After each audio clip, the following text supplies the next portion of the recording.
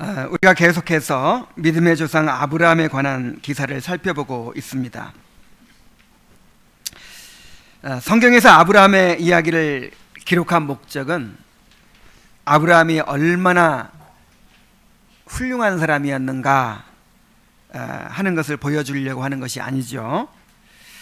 모세는 오히려 아브라함의 연약함과 실수를 적나라하게 드러내고 있습니다.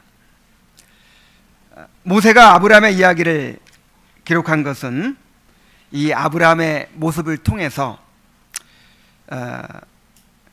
하나님께서 아브라함에게 주신 언약을 어떻게 이루어 가시는가 하는 것을 보여주고자 하는 것입니다.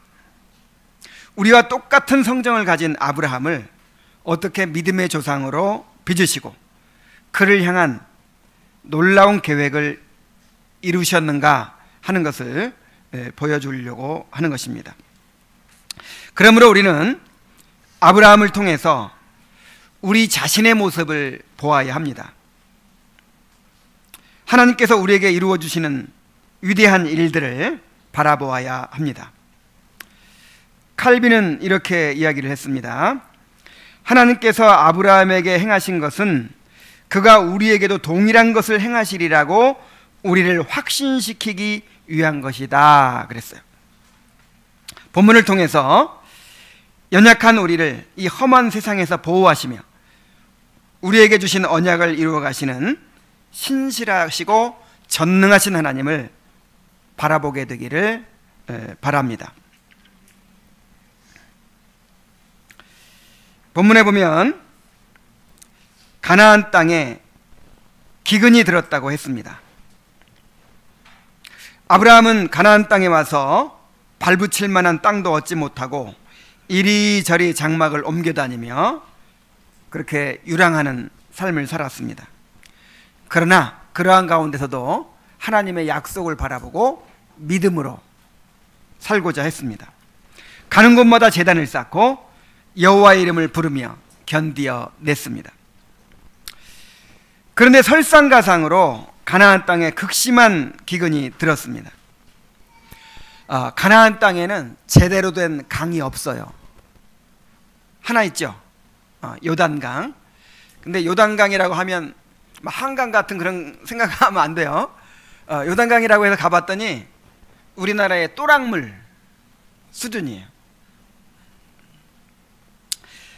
가나안 땅에는 이 건기와 우기가 뚜렷하게 구분이 됩니다. 그래서 우기 때는 여기저기 시냇물이 막 졸졸졸 흐르다가 건기가 되면 완전히 말라버려요.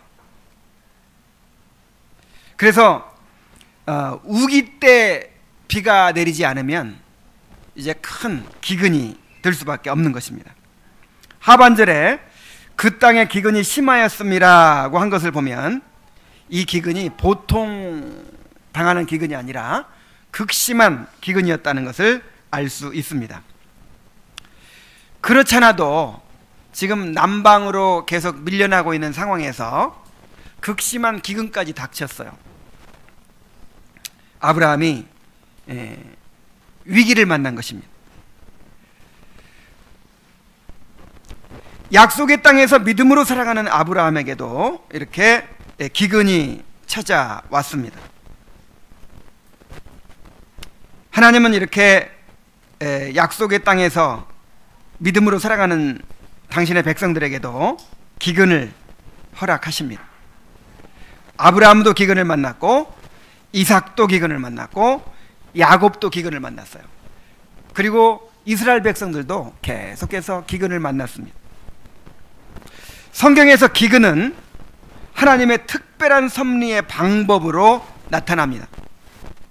기근을 통해서 징계하시기도 하시고 기근을 통해서 자기 백성들의 믿음을 시험하시고 연단하시는 것입니다. 이와 같이 하나님은 우리에게도 시험을 허락하십니다. 기근을 허락하십니다. 모든 시험은 하나님의 섭리 가운데 허락된 것입니다. 우연히 기근이 오지 않아요. 하나님께서 허락하신 것입니다. 하나님은 이러한 시험을 통해서 우리의 믿음을 시험하시고 연단하십니다. 시험을 통해서 우리를 낮추시고, 시험을 통해서 깨뜨리시고, 죄를 버리게 하시고, 하나님의 말씀에 순종하게 하십니다. 그리하여 우리를 하나님 나라의 상속자로 그렇게 만들어 가시는 것입니다. 베드로전서 1장 6절부터 7절에 보면은, 그러므로 너희가 이제 여러 가지 시험으로 말미암아 잠깐 근심하게 되지 않을 수 없으나 오히려 크게 기뻐하는도다. 너희 믿음의 확실함은 불로 연단하여도 없어질 금보다 더 귀하여 예수 그리스도에 나타나실 때에 칭찬과 영광과 존귀를 얻게 하려 함이니라 그랬어요. 뭐가 칭찬과 영광과 존귀를 받게 한다고요? 너희 믿음의 확실함이. 자, 우리 믿음의 확실함이 장차 예수 그리스도께서 나타나실 때에 칭찬과 영광과 존귀를 얻게 한다고요. 자, 믿음은 믿음이지, 믿음의 확실함이 뭡니까? 자, 믿음의 확실함이 뭐냐면 시험을 통해서 입증된 믿음을 가리키는 거예요. 자, 여러분들에게 믿음이 있죠? 하나님께서 주신 믿음이 있잖아요. 자, 우리가 믿음이 있습니다. 그런데 이 믿음이 확실하게 드러나게 되는 때가 있어요. 그게 바로 언제입니까? 시험의 때죠. 자, 하나님께서는 우리를 은혜로, 하나님의 능력으로 구원하시는데 과정이 있는 거예요. 과정이. 우리에게 믿음을 주시고 그 믿음을 자라게 하십니다. 그리고 시험을 통해서 입증되게 하십니다. 그 믿음이 확실한 것으로 드러나게 하십니다. 그리고 그 믿음에 응답해서 하나님께서 약속하신 복을 주시는 거예요. 하나님께서 아브라함을 믿음의 조상으로 세우셨죠. 은혜로 그렇게 이루셨죠. 그 은혜니까 그냥 아브라함의 믿음이 드러나든지 안 드러나든지 그냥 주시나요? 그렇지 않단 말이에요. 아브라함을 수십 년간 연단하시고 빚으셔서 나중에 시험하십니다. 졸업 시험을 하셨어요. 물론 이제 졸업은 없지만 예를 들자면 이삭을 제단에 바치라는 거예요. 처음에는 그렇게 연약한 믿음을 가졌었는데 이삭을 바쳤어요. 하나님이 안 말렸으면 진짜 그냥 번제로 드릴 뻔했어요. 자, 그때 하나님께서 뭐라고 말씀하신 줄 아세요? 내가 이제야 네가 나를 경외하는 줄 알겠노라 그랬어요. 아니, 하나님이 사람 마음 속에 있는 걸 모르십니까? 다 아시는데 아브라함이 이삭을 제단에 드리는 걸 통해서 이제야 알겠노라 그러는 거예요. 그 이제야 알겠노라가 뭐냐면 믿음의 확실함이에요. 믿음의 확실함. 시험을 통해서 믿음이 입증되게 하시고 이제 그 믿음에 응답해서 복을 주시는 것입니다. 그래서 이제야 네가 나를 경외하는 줄 알겠노라고 하시면서 네가 자기 독자 이삭도 아끼지 않고 드렸으니 내가 너에게 약속한 것을 다 이루어 주겠다 이렇게 말씀하죠. 그래서 야고보는 이것을 가리켜서 뭐라고 하느냐면 아브라함이 이삭을 제단에 드릴 때에 의롭다 하심을 받았다 이렇게 말하고 있는 거예요. 자, 무슨 얘기인지 아시겠습니까? 하나님은 우리를 은혜로 구원하시는데 하나님께 우리에게 약속해 주시는 것을 일방적으로 주권적으로 다 주시는데 과정이 있다는 거예요. 과정이. 우리의 믿음을 자라게 하시고 또 시험을 통해 입증되게 하셔서 그 확실함이 드러나게 하셔서 하시는 과정을 통해서 예수 그리스도께서 나타나실 때에 칭찬과 영광과 존귀를 얻게 하려 하시는 것입니다. 그러므로 시험의 때야말로 우리가 하나님을 경험하고 성장할 수 있는 기회입니다. 시험의 때에는 먼저 자신을 돌아보아야 합니다. 왜냐하면 하나님께서 시험을 통해서 우리를 보게 하시거든요. 우리의 믿음이 얼마나 연약한지, 우리가 품고 있는 우상이 무엇인지, 우리가 지금 순종해야 될 것이 무엇인지, 우리가 지금 하나님의 뜻에 순종하지 못하고 있는 것이 무엇인지, 이런 것들을 시험을 통해서 보여주시는 거예요. 평상시에 나타나지 않아요.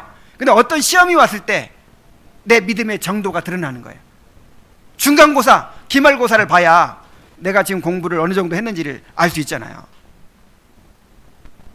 시험 때에는 하나님을 더욱 의지해야 합니다. 시험 때에는 더욱 하나님의 약속을 붙들고 믿음으로 행해야 합니다. 자, 그런데 아브라함은 기근을 만났을 때 어떻게 대처를 했습니까?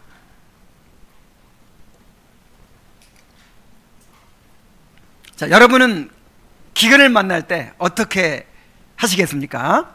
자, 아브라함을 한번 봅시다. 아브라함은 기근을 피하여 애굽으로 내려갔습니다. 아브라함이 애굽에 거류하려고 그리로 내려갔으니 이는 그 땅에 기근이 심하였음이라 그랬어요. 중동 지역에서 큰 기근이 들어도 결코 물이 마르지 않는 곳이 있습니다. 어디죠? 자, 아브라함이 떠나온 갈대아 우르든지 아니면 이 애굽의 나일강 유역이에요.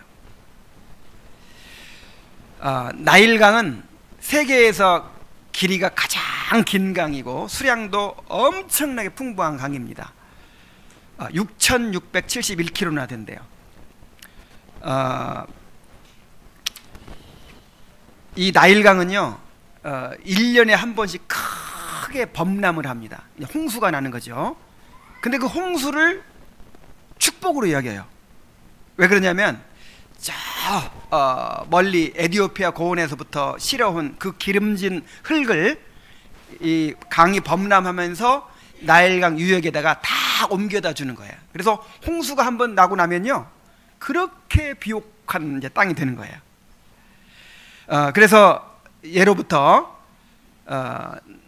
이집트는, 애굽은 나일강이 준 선물이라 그런 말이 있어요. 그래서 이 중동 지역이 다 시뻘건 그런 사막 지역이고 뭐 이 건조한 그런 광야고 막 그런데 그 나일강 유역만큼은 얼마나 기름진 그런 땅인지 몰라요. 그래서 이제 아무리 큰 기근이 들어도 여기는 물이 넉넉하고 먹고 살 것이 있기 때문에 아브라함도 여기로 간 것입니다. 아브라함이 애굽으로 내려간 것은 결코 가나안 땅을 포기해서가 아닙니다. 믿음을 저버린 것이 아니었어요. 만일 가나안 땅에 대한 믿음을 포기했다면 고향인 하란이나 갈대아우르로 갔겠죠. 그는 애굽에 거류하려고 내려갔다 그랬어요. 이 거류한다는 말은 임시로 이제 기거하려고 갔다는 것이죠. 그러니까 기근만 피하고 다시 오겠다는 거예요. 기근만 피하고. 어떻게 보면 그 상황에서 가장 지혜롭고 합리적인 결정이었다고 할 수 있습니다. 그러나 이 아브라함을 뭐 잘못했다고 비난할 수는 없어요. 누구도 그럴 자격이 없습니다. 그 상황에서 그럴 수밖에 없었다라고 할 수 있는 거예요. 그러나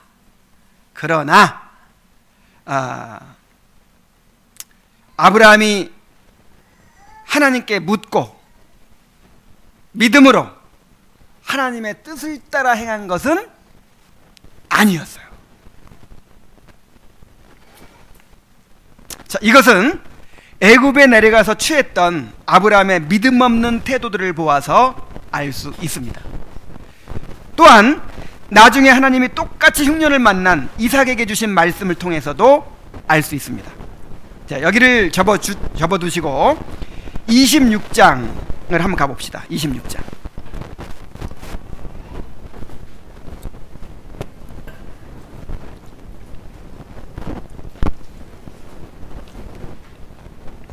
(1절부터) 보겠습니다. 아브라함 때의 첫 흉년이 들었더니 그 땅에 또 흉년이 들매 이삭이 그랄로 가서 블레셋 왕 아비멜렉에게 이르렀더니 여호와께서 이삭에게 나타나 이르시되 애굽으로 내려가지 말고 내가 내게 지시하는 땅에 거주하라. 이 땅에 거류하면 내가 너와 함께 있어 내게 복을 주고 다시 이 모든 땅을 너와 내 자손에게 주리라. 내가 내 아버지 아브라함에게 맹세한 것을 이루어 내 자손을 하늘의 별과 같이 번성하게 하며 이 모든 땅을 내 자손에게 주리니 내 자손으로 말미암아 천하 만민이 복을 받으리라 그랬어요. 아브라함 때 첫 흉년이 들었는데 한 100년 지났어요. 100년. 이삭 때에 와서 또 흉년이 들었다. 그러니까 그 사이에 흉년들이 없었겠습니까? 흉년들이 계속 있었겠죠. 그런데 첫 흉년, 그 다음에 이삭 때 또 흉년. 그러니까 엄청나게 큰 흉년을 말하는 거예요. 굉장히 큰 흉년을 또 당한 거예요. 이삭도 아브라함이 당했던 흉년만큼의 흉년을 또 당한 거예요.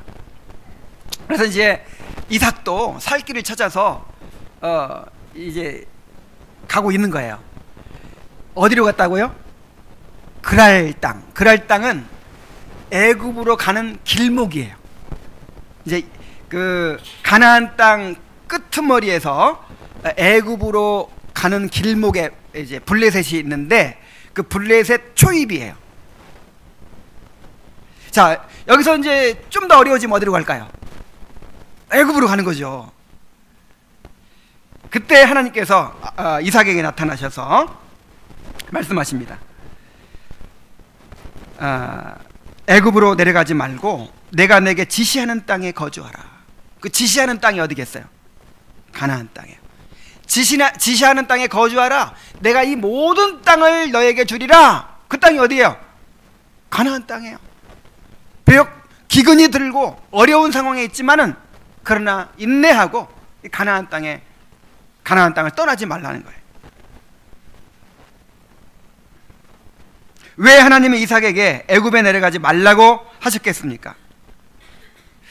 애굽은 갈대아 우르 이상으로 우상 숭배와 죄악이 만연한 나라였습니다. 성경에서 애굽은 항상 어떤 것의 상징이죠? 이 세상에 타락한 나라들의 상징이에요. 애굽은 세상을 상징하죠. 항상 가나안 땅에서는, 가나안도 이제 그 거민들이 타락했지만은 가나안 땅에서는 이렇게 강력한 왕권이 없어요. 당시만 해도 뭐 좀 있더라도 도시국가들이고, 그리고 아브라함은 굉장히 세력이 그래도 있는 한 부족의 부족장이거든요. 그러니까 독립적으로 살아갈 수가 있어요. 그런데 만약에 애굽으로 내려가면 애굽은 강력한 왕권이 지배하는 나라니까 이제 그 왕국에 흡수돼 가지고 그 애굽의 타락한 문화에 젖어들 수가 있는 거예요. 그리고 여러분 갈대아 우르라든지 애굽이라든지 이렇게 이 정착해서 사는 곳에 가면 거기서 그 나라 문화를 누리고 그렇게 편안하게 수돗물 그냥 스위치만 돌리면 수돗물이 나오고 전기가 들어오고 뭐 교통 편리하고 이마트 있고 뭐 다 갖춰져 있어. 거기서 1년을 살든 2년을 살든 살면 다시 가나안 땅 가고 싶겠어요? 안 하시겠어요? 못 가요. 그래서 아무래도 이 롯의 이제 다음 주에 롯에 대해서 나오는데 이 롯의 경우를 봐서도 알잖아요.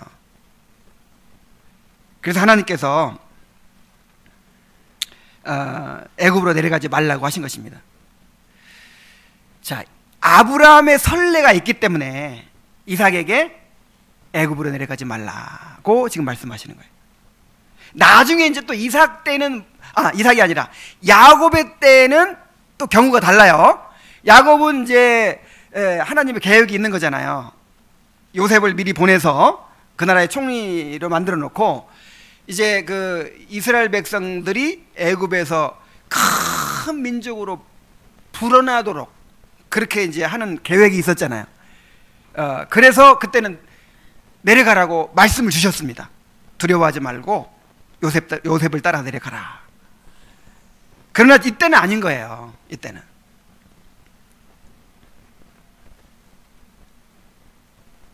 아브라함은 정말 그런 상황에서 누구라도 그렇게 할 수밖에 없었다 하는 그런 이제 그렇게 볼 수 있지만은, 그러나 하나님께 묻지 않고 정말 믿음으로 그렇게 행하지 않고 자기 생각에 좋은 대로 약속의 땅을 떠나서 애굽으로 내려간 것입니다. 여기서 우리가 배워야 될 교훈이 있습니다. 하나님의 백성들의 싸움은 이것이 죄냐 아니냐 하는 싸움이 아닙니다. 우리의 싸움은 믿음으로 행하는가 아니면 보이는 것을 따라 행하는가 하는 것입니다. 마귀는 언제나 가장 선하고 지혜롭고 합리적으로 보이는 길을 우리에게 제시합니다. 우리에게 가장 유익한 것을 제시합니다. 다만 하나님을 우리의 삶의 첫 번째 자리에 두지 못하게 하는 것입니다. 하나님의 뜻보다 우리 자신의 뜻을 더 앞세우도록 하는 것입니다. 마귀의 목적이 뭐예요? 죄를 지으라는 게 아니에요. 예수님에게 한 그 시험을 한번 보세요. 죄를 지으라는 게 아니죠. 하나님의 뜻을 행하라는 거예요. 하나님의 뜻을 행하는데 어떻게 행하라는 거죠? 사람이 보기에 좋은 방식으로 행하라는 거죠. 그 메시아의 사명을 행하는데 누가 보기에도 지혜롭고 합리적이고 사람들이 다 칭찬할 만한 그런 방법으로 행하라는 거예요. 왜 십자가를 지려고 하느냐는 거예요.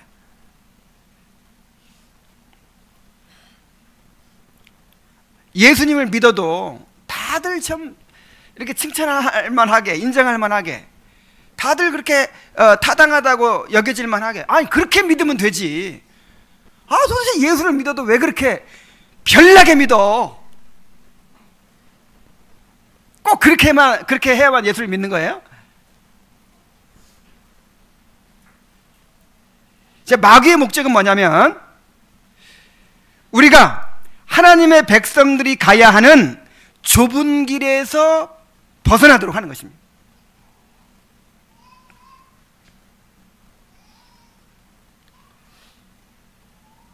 그래서 점점 그 방향으로 가게 하는 거예요. 그 방향. 롯이 처음부터 나는 소돔 시민이 되겠다 그러지 않았어요. 처음에는 소돔 근처에 가 살았죠. 근처. 근데 점점 어떻게 했더라? 점점 옮기다 어디로 갔어요? 소돔으로 가는 거예요.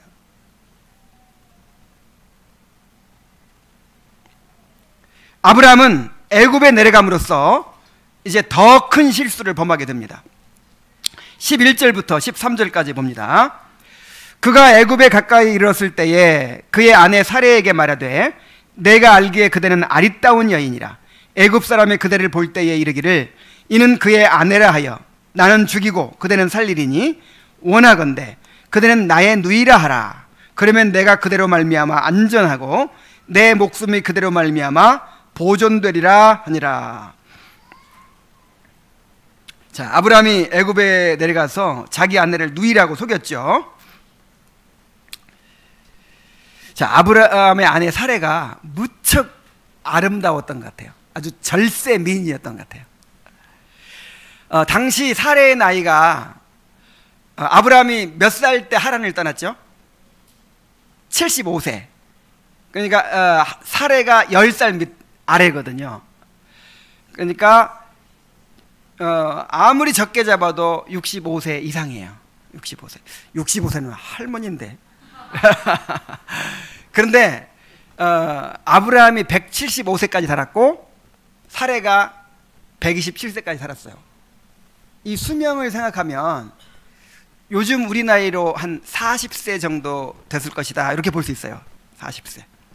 그런데 사레는요, 이 가나안 족속들이나 애굽 사람처럼 함 사람들은 좀 피부가 좀 검어요, 그렇죠? 흑인은 아니지만 약간 거뭇거뭇하잖아요. 근데 아브라함은 셈족이잖아요. 하얀 피부에. 그 다음에 어릴 때부터 공주처럼 자랐잖아요. 그리고 아기를 안 낳았어, 결혼했지만.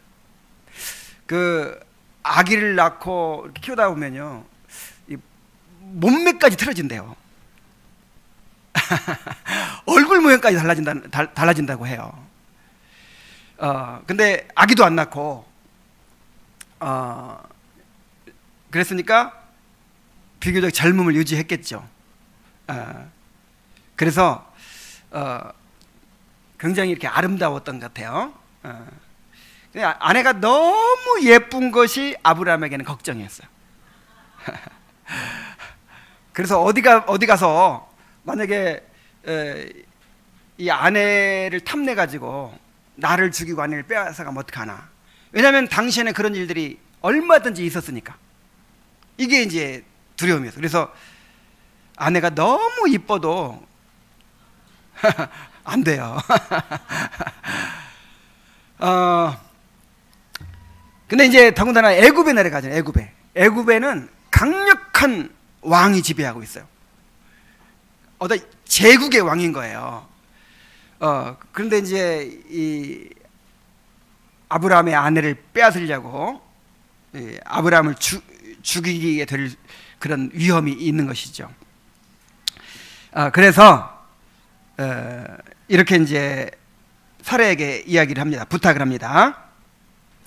그대는 나의 누이라 하라. 그러면 내가 그대로 말미암아 안전하고 내 목숨이 그대로 말미암아 보존되리라. 여러분, 이게 말이 된다고 생각합니까? 이것은 이 명백한 범죄예요, 범죄. 첫째로, 이건 거짓말이죠. 하나님의 거룩한 백성이 거짓말을 하는 거예요. 원래 이복 누이였다고는 하지만 이건 핑계가 될 수가 없습니다. 자, 둘째, 안전을 위해서 하나님을 의지하는 대신에 자기의 꾀를 의지한 것입니다. 셋째, 자기 목숨을 부지하기 위해 아내를 위험에 빠뜨린 것이었습니다. 자, 남편의 의무가 뭐예요? 우리 이번에 결혼한 신랑, 가정의 머리로서 남편의 역할이 무엇입니까?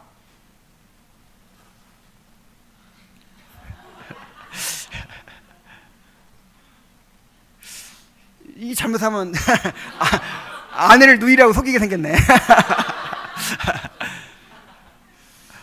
지도하고 또 보호하고, 그다음에 또 한 가지 뭐죠? 어쨌든 보호. 나도 갑자기 생각이 안 나요. 공급하고. 자, 어떻게 하고? 지도하고 보호하고 공급해야 돼요. 근데 보호하는데 어느 정도 보호해야 하냐면은 목숨을 걸고 아내를 지켜내야 돼요. 이거 다 배웠잖아. 배웠는데 벌써 잊어버렸어.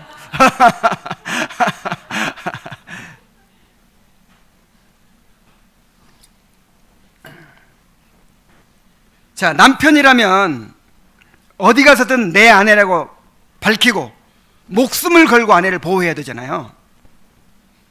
그런데 자기 목숨을 부지하기 위해서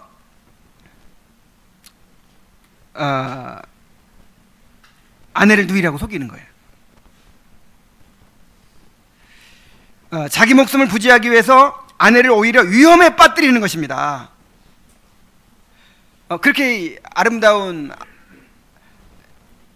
아내를 누이라고 하면 그때부터 그래요? 하면서 다 그냥 흑심을 품을 거 아니에요.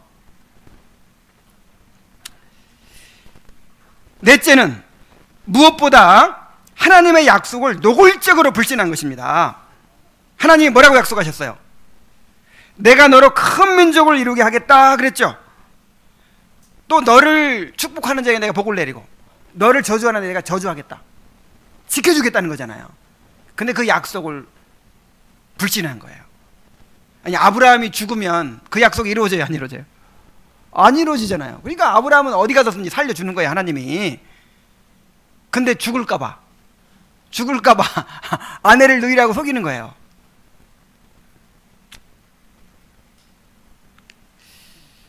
정말 인간이 얼마나 연약한 존재인지를 보여주는 것입니다. 하나님의 약속을 믿고 고향과 친척과 아버지 집을 떠나서 가나안 땅까지 왔어요. 그리고 가나안 땅에서도 이리저리 유랑하면서도 제단을 쌓고 여호와의 이름을 불렀잖아요. 그럴 때 보면 정말 훌륭한 믿음 가진 것 같아요, 그죠? 그런데 어떻게 이런 모습을 또 드러낼 수가 있습니까?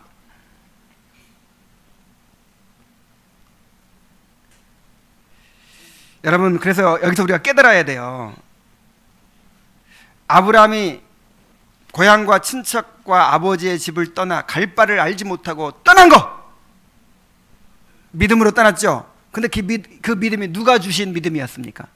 하나님이 주신 믿음이었어요.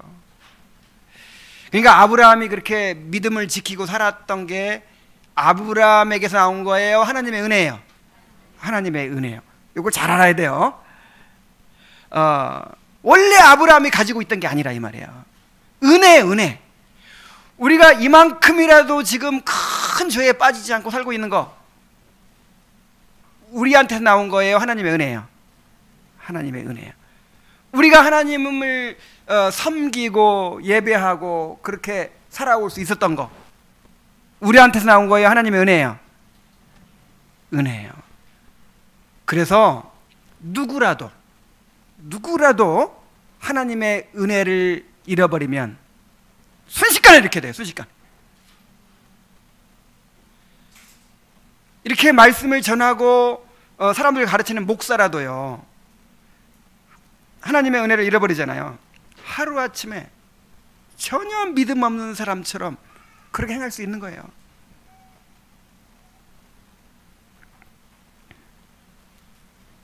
우리는 하나님의 은혜가 아니면 잠시도 스스로 설 수 없다는 것을 깨달아야 합니다.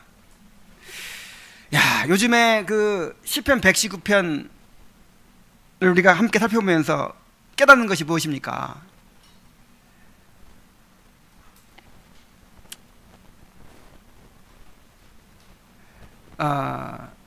예를 들어서 이 지금 히터가 있죠. 히터에서 굉장한 열이 나오고 있어요. 근데 이 히터에서 나오는 거예요, 아니면 전기로 공급받는 거예요? 이 스위치만 빼버리면 아무것도 아닌 거예요. 스위치만 빼버리면. 그러니까 우리가 그런 존재라는 걸 알아야 된다 이 말이에요. 그러니까 히터가 자기 역할을 하려면 전기와 연결이 돼야겠죠. 그래서 우리가 이 불도 마찬가지예요. 불도 지금 밝은 빛을 내고 있는데 전기 스위치만 내려버리면 그 길로 그냥 빛이 없어져 버리는 거예요. 이 유리덩어리에서, 이 전구 자체에서 빛을 내는 게 아니라 이 말이에요. 우리 자신에게서 뭔가 선한 것이 나오는 게 아니에요. 그러니까 끊임없이 하나님의 은혜에 붙어 있어야 돼요. 끊임없이 하나님의 은혜의 수단을 붙잡고 그렇게 은혜를 사모하고 은혜를 공급받으면서 살아야 하는 것입니다. 그래서 우리가 신학 공부를 하면, 아니면 어떤 성경을 어떻게 공부하면, 뭔가를 이렇게 어떤 과정을 마치고 마스터를 하면, 그때부터는 이제 어느 수준에 올라서 가지고 이제 우아하게 여유 있게 이렇게 살아갈 수 있을 것이다. 절대 이렇게 생각하지 마세요. 여러분들이 수십 년을 믿어도 똑같습니다. 수십 년을 믿어도, 어떤 직분을 가져도, 어떤 신학 공부를 하고 어떤 교리를 다 마스터했어도 날마다 하나님의 은혜를 공급받지 않으면 스스로 설 수가 없는 거예요. 그래서 시편 119편을 통해서 이것을 절실하게 깨닫고 있어요. 그렇구나. 신앙생활이라는 게 죽을 때까지 그렇게 나는 하나님의 은혜가 아니면 죽습니다 하는 마음으로 그렇게 말씀을 붙들고 그렇게 사는 것이구나.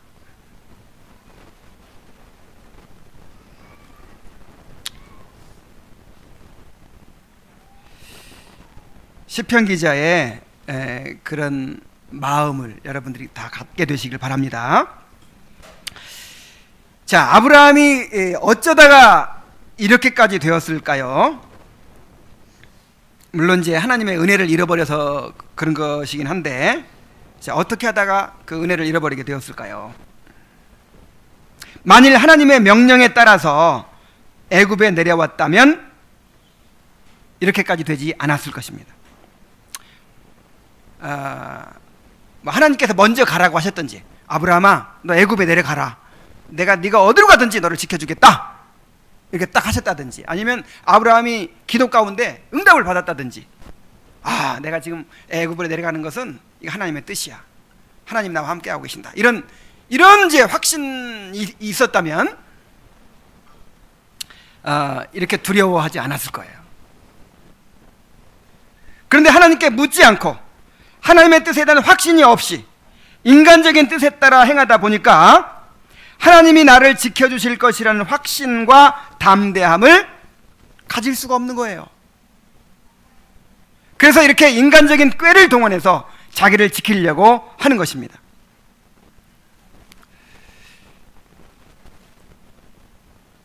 그러므로 우리가 어떠한 대가를 치르더라도 하나님 앞에서 확신과 담대함을 잃어버리지 말아야 합니다.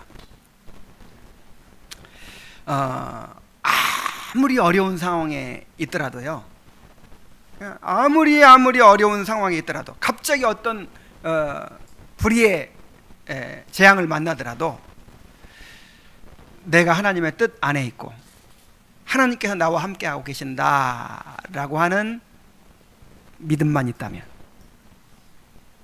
견뎌낼 수 있어요. 아니, 오히려 고난을 만날 때 어떻게 하라고 했어요? 기뻐하라고 했잖아요. 여러 가지 시험을 만나면 기뻐하라고 했잖아요.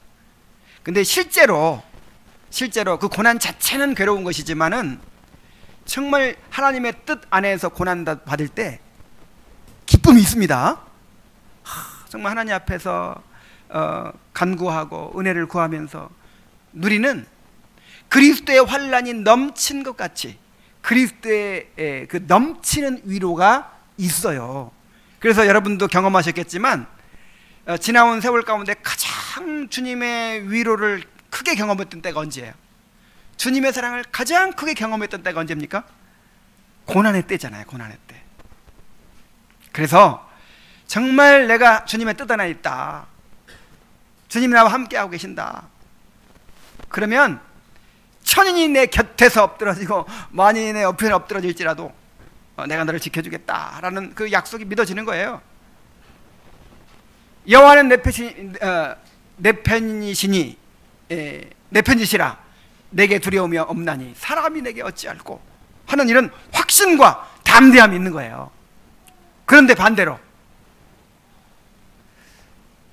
내가 믿음을 따라서 결정하고 선택하고 행하지 못했어요. 내가 지금 가고 있는 길이 이게 확신이 없는 거야. 내가 주님의 뜻 안에 있다는 확신이 없어요. 하나님이 나와 함께 하신다는 확신이 없어요. 그러면요, 모든 일이 잘 돼 나가도 불안해요, 두려워요, 그리고 재미가 없어요, 기쁨이 없어요.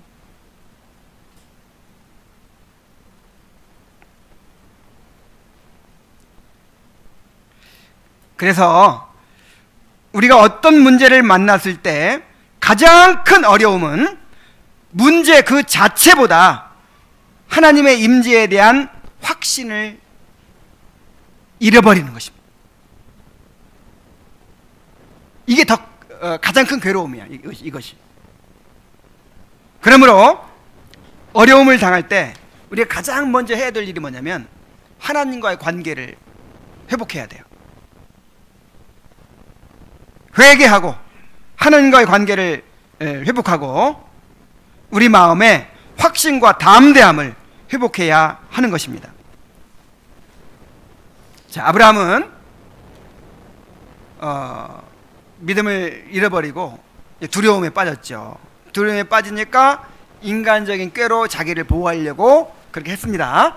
이제 그 결과가 어떻게 되었습니까? 아브라함은 더욱 큰 위기에 처하게 됩니다. 14절부터 봅니다. 아브라함이 애굽에 이르렀을 때에 애굽 사람들이 그 여인이 심히 아름다움을 보았고 바로의 고관들도 그를 보고 바로 앞에서 칭찬함으로 그 여인을 바로의 궁으로 이끌어 들인지라. 이에 바로가 그로 말미암아 아브라함을 후대함으로 아브라함이 양과 소와 노비와 암수 나귀와 낙타를 얻었더라 그랬어요.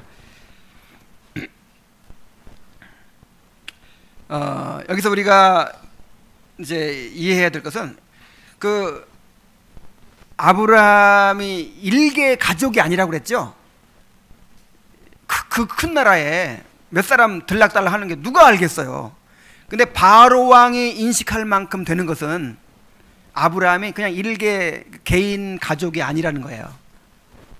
어떤 부족의 이제 부족장인 거죠. 규모도 굉장히 크고. 그러니까 그 나라 이제 그 나라의 왕궁에서까지 대신들까지 인식할 만큼 어떤 이제 뉴스가 될 만한 그런 인물인 거야. 아브라함이 자기 일행을 다 이끌고 자기의 거느린 사람들을 다 이끌고 애굽으로 이렇게 내려간 것은 굉장히 큰 사건입니다. 그래서 사람들에게 눈에 띄었고 또 왕궁에까지 알려지고 그랬을 거예요. 근데 그 중에서도 그 부족장인 아브라함의 누이 동생 사레가 절세 미인이라는 사실이 톱뉴스였어요.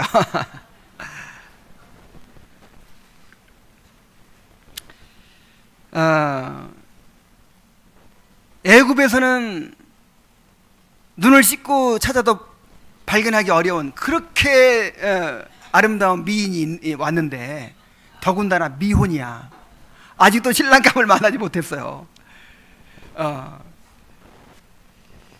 자, 이것을 이제 고관들이 왕에게 보고했다 그랬어요. 이 고관들, 왕의 신하들은요, 어떻게 하든지 왕의 그 총애를 받으려고 하는 거잖아요. 근데 왕이 제일 좋아하는 게 뭐예요? 그래서 이제 왕에게 보고를 하는 겁니다. 이번에 우리나라에 이주한 그 셈족 계통의 한 부족이 있는데 그 부족장의 누이 동생이 절세 미인이라고 합니다. 그래서 그 사례를 이제 왕의 후비로 삼으시면 아브라함과 이렇게 동맹 관계가 맺어지고 그래서 국익에 큰 유익이 될 것입니다. 이렇게 이제 보고를 했겠죠. 그러니까 얼마나 좋아요. 당장 데려오너라 해가지고 이제 사례를 궁으로 데려갑니다. 그리고 아브라함에게 양과 소와 노비와 암수 나귀와 낙타를 내렸어요. 이게 뭐죠? 결혼 예물입니다. 고대에서는 아내를 데려갈 때 그 예물을 줘요. 예물. 왕이니까 예물도 엄청나죠. 엄청난 예물을 주고 아내를 데려오는 것입니다. 그러니까 정식으로 후비로 삼고자 하는 거예요. 정식으로.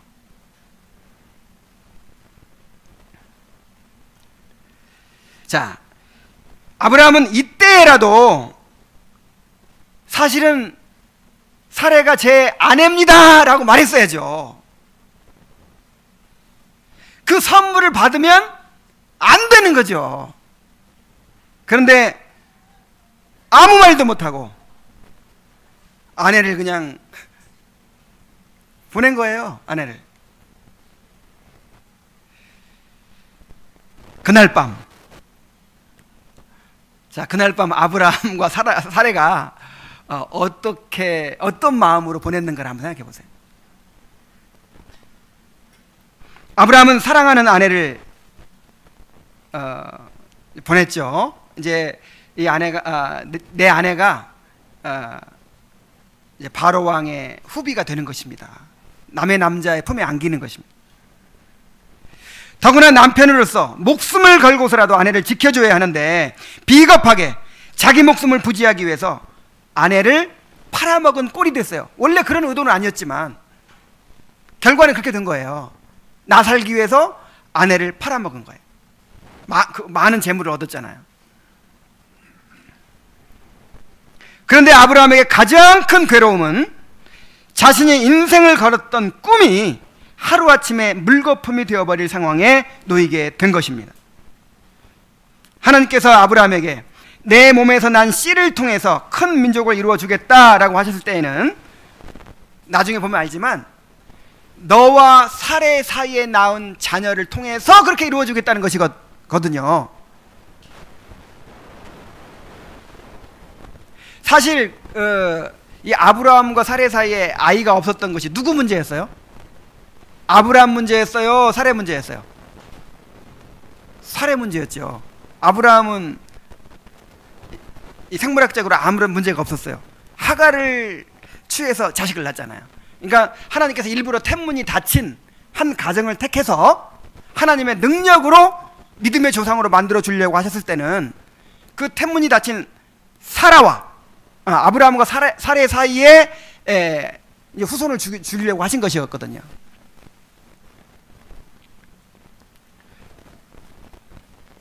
이 약속을 믿고 고향과 친척과 아버지의 집을 떠나서 여기까지 왔는데 이제 이 모든 것이 다 수포로 돌아가게 된 것입니다. 애굽에 가서 기근을 면했죠. 애굽에 가서 편안해졌죠. 많은 재물을 얻었죠. 그리고 그 세계를 지배하는 강력한 왕 바로 왕과 천한매부지간이 됐어요. 출세했죠. 성공한 거예요. 그런데 아브라함이 기뻤을까요?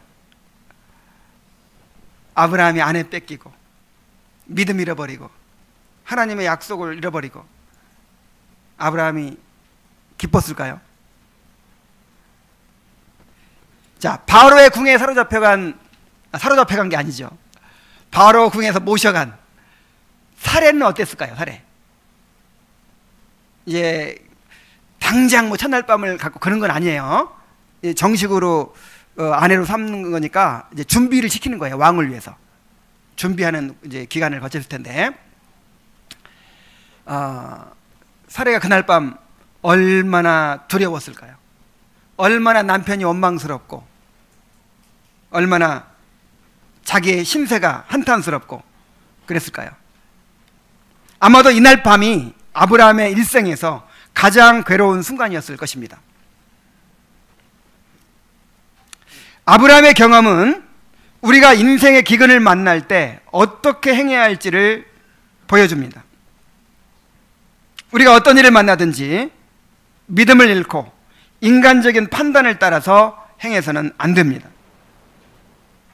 아브라함처럼 한 번 잘못된 결정을 하게 되면 계속해서 또 다른 잘못된 결정을 하게 되고 의도하지 않았던 길로 가게 되기가 쉽습니다. 무엇보다도 하나님과 동행하는 기쁨을 잃어버리는 거예요. 여러분, 이것이 우리의 생명입니다. 이것이 없이 우리가 어떻게 살아요?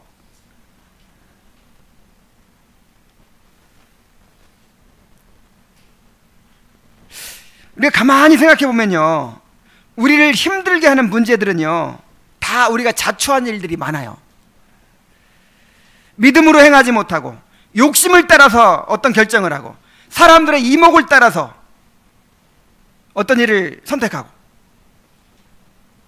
그렇게 뭔가 믿음으로 행하지 못한 것들 때문에 우리가 고통을 당하게 되는 경우가 많아요.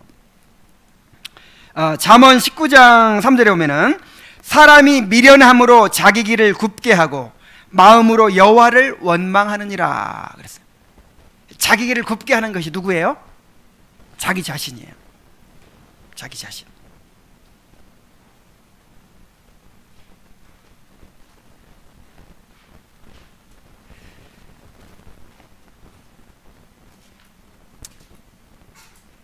정말 내가 하나님의 뜻 가운데 있다는 확신만 있다면 어떤 고난도 두렵지 않을 것입니다. 그러나 그것이 우리가 미련함으로 자기 길을 굽게 한 결과이기 때문에 그렇게 괴로운 거예요. 그러므로 우리가 어떤 문제를 피하기 위해서 인간의 꾀로 해결하려고 하지 말아야 합니다. 자, 아브라함 보세요. 아내를 누이라고 속이고 안전을 확보하려고 했는데 이것이 근본적인 해결책이 됩니까?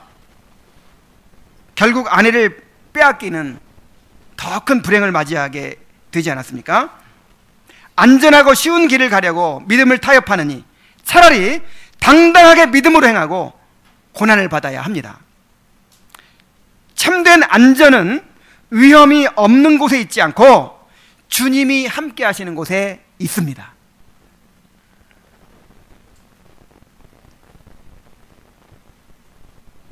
하나님의 자녀들에게는 어떤 일도 의미 없이 일어난 일이 없어요. 우리가 만나는 모든 문제들이 다 우리를 시험하고 가르치는 하나님의 손길입니다. 그러면 우리가 어떤 일을 만나든지 하나님의 약속을 바라보고 믿음으로 대처해야 합니다. 우리가 경험하는 모든 일들을 통해서 하나님을 발견하고 알아가야 합니다. 자, 이제 아브라함이 어떻게 되었을까요? 이대로 그냥 끝나버리고 말았더라. 그러면 뭐가 문제가 되죠? 하나님의 약속이 문제가 되잖아요. 그래서 이대로 끝날 수가 없어요. 자, 하나님께서 이 일에 적극 개입하셔서 아브라함과 사레를 보호하셨습니다. 17절부터 봅니다. 19절까지. 여호와께서 아브라함의 아내 사레의 일로 바로와 그 집에 큰 재앙을 내리신지라. 바로가 아브라함을 불러서 이르되 내가 어찌하여 나에게 이렇게 행하였느냐? 내가 어찌하여 그를 내 아내라고 내게 말하지 아니하였느냐? 내가 어찌하여 그를 누이라 하여 내가 그를 데려다가 아내를 삼게 하였느냐? 내 아내가 여기 있으니 내가 이제 데려가라. 여기 있으니 데려가라 하고 바로가 사람들에게 그의 일을 명하매 그들이 그와 함께 그의 아내와 그의 모든 소유를 보내었더라 그랬어요. 자, 본문에서 가장 중요한 것은 하나님의 약속이 무산될 위기에 놓이게 되었다는 것입니다. 아브라함이 아내를 빼앗기게 된 것도 큰 문제지만 그렇게 되면 아브라함과 사레를 통해서 약속의 씨를 주시고 제사장 나라를 이루시고 그 후손 가운데서 메시아를 보내주시겠다고 하신 하나님의 계획이 수포로 돌아갈 수밖에 없는 그런 상황에 놓이게 된 것입니다. 그러므로 하나님은 결코 이대로 내버려 주실 수가 없었습니다. 하나님은 약속을 지키시기 위해서 바로와 그의 집에 큰 재앙을 내리셨습니다. 자, 어떤 재앙을 내리셨는지는 확실히 알 수 없지만 큰 재앙이라고 했어요. 큰 재앙. 그리고 이 재앙을 통해서 바로 왕을 깨닫게 하신 거예요. 이 사레가 아브라함의 아내구나. 내가 건드려서는 안 될 여자구나. 그리고 아브라함이 하나님의 사람이구나. 이거를 알게 된 거예요. 그래서 이제 바로는 사레를 아브라함에게 돌려보냅니다. 돌려보내면서 아브라함을 책망하는데 굉장히 책망을 해요. 아주 혹독하게 책망을 해요. 보세요. 내가 어찌하여 나에게 이렇게 행하였느냐? 내가 어찌하여 그를 내 아내라고 내게 말하지 아니하였느냐? 내가 어찌 그를 누이라 하여 내가 그를 데려다가 아내를 삼게 하였느냐? 세 번, 어찌하여가 세 번 나오죠. 그러니까 굉장히 화난 거예요 지금. 죽을 뻔했잖아요. 엄청난 피해를 본 거예요 지금. 그냥 아브라함을 죽일 수도 있어요. 바로 왕이 하나님 때문에 그렇게 하지는 못하고 그냥 굉장히 화가 나고 막. 그래서 세 번이나 반복해서 이 점층법 점점 심하게 막. 그러니까 아브라함이 할 말이 있어요 없어요? 찍소리도 못하고 대답을 할 말이 없죠. 입이 10개라도 할 말이 없죠. 우리가 하나님의 백성답게 살지 못할 때 이렇게 세상의 책망을 받게 될 수밖에 없습니다. 세상에 빛이 되고 세상을 책망해야 될 사람들이 이렇게 세상으로부터 책망을 당하게 되는 것, 이것이야말로 하나님의 백성들에게 가장 큰 수치이고 고통이에요. 그래서 정말 하나님의 백성들은 구별된 삶을 살아야 됩니다. 자, 그러나 바로는 하나님을 두려워해서 감히 아브라함을 해치지 못하고 아브라함의 아내와 자기가 준 선물들을 다 가지고 애굽을 떠나게 해 주었습니다. 아브라함은 이 일 때문에 오히려 더욱 큰 부자가 돼서 애굽을 떠나게 됐습니다. 하나님께서 언약하신 대로 아브라함을 지켜주신 것입니다. 시편 105편 12절에 보면 이 족속에게서 저 족속에게로 이 나라에서 다른 민족에게로 떠돌아다녔도다. 그러나 그는 사람이 그들을 억압하는 것을 용납하지 아니하고 그들로 말미암아 왕들을 꾸짖어 이르시기를 나의 기름 부은 자를 손대지 말며 나의 선지자들을 해하지 말라 하셨도다. 자, 모세는 본문을 통해서 하나님의 언약이 무산될 수밖에 없는 상황에서 하나님이 어떻게 자신의 언약을 이루어 가시는가 하는 것을 보여주고 있습니다. 하나님이 아브라함에게 주신 언약을 지키시기 위해서 아브라함을 지켜주셨습니다. 아브라함의 믿음 불완전했습니다. 아브라함은 자신의 잘못으로 인해서 사람에게도 하나님께도 벌을 받아야 마땅했습니다. 그는 하나님의 언약에 신실하지 못했고 하나님을 불신했고 참으로 세상의 책망을 받는 그런 일을 행했죠. 그러나 하나님은 그를 보호하시고 그가 무사히 다시 가나안 땅으로 돌아가게 하셨습니다. 이후로도 하나님은 계속해서 그의 연약한 믿음을 연단하시고 하나님을 온전히 신뢰하는 믿음의 조상으로 만드셨습니다. 그래서 기어이 아브라함에게 주신 언약을 이루셨습니다. 하나님이 우리에게 주신 언약을 이렇게 이루고 계십니다. 우리의 믿음은 너무나도 연약합니다. 너무나도 쉽게 우리는 요동합니다. 우리 자신으로 봐서는 우리에게 주신 하나님의 언약이 이루어진다는 것이 불가능하게 보여요. 그러나 하나님의 약속은 연약하고 쉽게 변하는 우리에게 달려있는 것이 아니라 전능하시고 신실하신 하나님께 달려 있습니다. 그래서 우리가 비록 믿음이 연약하고 늘 실수하고 넘어지는 사람들이지만 하나님은 우리를 고아처럼 버려두지 않으시고 우리 삶을 인도하실 것입니다. 하나님이 우리와 우리 자녀들을 보호하실 것입니다. 하나님이 우리의 성화를 완성하실 것입니다. 그리하여 우리에게 허락하신 영원한 기업을 결국 상속하게 하실 것입니다. 이제 말씀을 맺겠습니다. 우리는 우리 자신을 바라볼 것이 아니라 우리와 언약을 맺으시고 그 언약을 신실하게 이루어 가시는 전능하시고 신실하신 하나님을 바라봅시다. 또 어떤 시험을 만나든지 눈에 보이는 대로 우리 생각에 따라서 그렇게 행하지 말고 약속의 말씀을 따라서 믿음으로 행하도록 합시다. 우리 자신이 얼마나 쉽게 넘어질 수 있는 그런 연약한 존재인지를 깨닫고 끊임없이 약속의 말씀을 붙잡고 하나님을 의지하여 살아갑시다. 기도하겠습니다. 자비로우신 아버지 하나님, 우리 자신은 너무나도 연약하고 부패한 존재인지라 참으로 우리 자신을 바라봐서는 아무런 소망을 가질 수가 없습니다. 그러나 우리에게 언약을 주시고 그 언약을 이루어 가시는 신실하시고 전능하신 하나님을 바라볼 때 우리에게 소망이 생깁니다. 아버지 하나님, 오늘도 아브라함의 이야기를 통해서 이렇게 우리를 교훈해 주셔서 감사드립니다.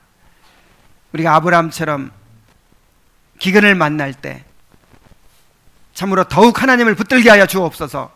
그래서 어디로 가든지 믿음과 담대함을 가지고 행하게 하여 주옵소서.